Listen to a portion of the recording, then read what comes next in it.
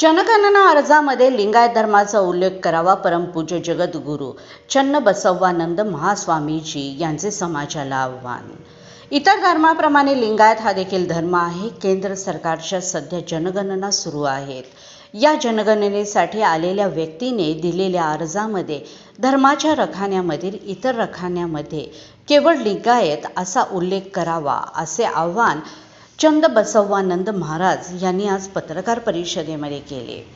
यावेळी ते म्हणाले की जनगणना अर्जामध्ये हिंदू, मुस्लिम, शीख, जैन या धर्मांचा उल्लेख आहे.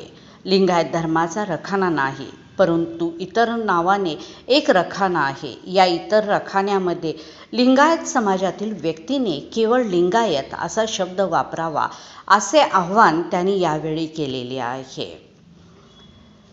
ते यावेळी म्हणाले की आपल्या देशामध्ये लिंगायत धर्माला मान्यता होती, परंतु स्वातंत्र्यपूर्व काळात ही मान्यता रद्द करण्यात आली.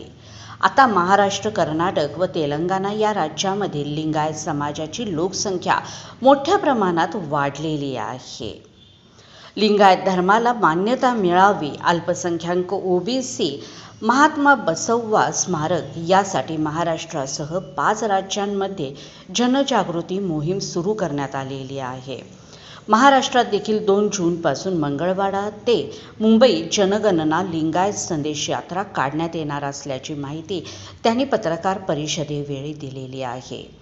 राष्ट्रीय लिंगायत संघाचे संस्थापक अध्यक्ष प्रदीप बापू वाले, सुशील जीवने महाराज, सुरेश पाटील, संजय कोरे, ॲडव्होकेट 1931 जनगणनेमध्ये पण ते स्वतंत्र झालं आणि लिंगायताची मान्यता ऑटोमॅटिक रद्द झाली. म्हणजे लिंगायत बरोबर शीख आणि जैन धर्माने परत ती पूर्ण मान्यता घेतली. पण लिंगायत धर्माची मान्यता म्हणजे आता जे कॉलम आहेत आपण हिंदू, पारसी, ख्रिश्चन, जैन, मुस्लिम, त्यामध्ये लिंगायत धर्माला अजून कॉलम वेगळा मिळालेला नाही. आणि लिंगायत धर्मासाठी मग आम्ही असं त्यामध्ये इतर एक कॉलम शेवटला 7वा आहे.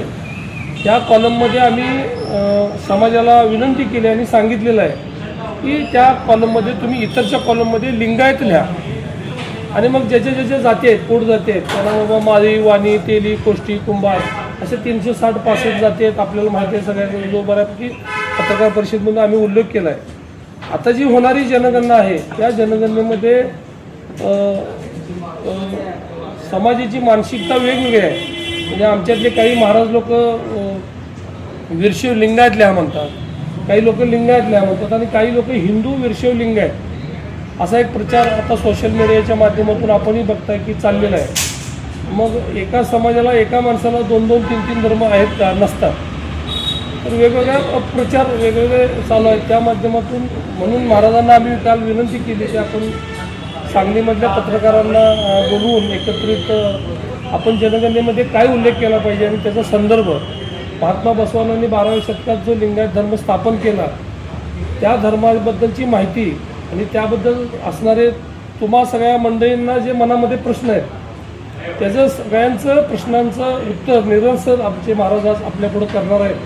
तर मी महाराजांना विनंती करतो की आजच्या या पत्रकार आपलं वचन साहित्यामध्ये आहे लिंगपूजक म्हणजे इष्टलिंग पूजा करणारा, इष्टलिंग दीक्षा घेऊन पूजा करणारा तो लिंगायत. लिंगदीक्षा घेतल्यानंतर कुठल्याही मूर्तीच्या किंवा काल्पनिक देवतांची पूजा निषिद्ध आहे आपल्या सण परंपरामध्ये, लिंगायत धर्मामध्ये.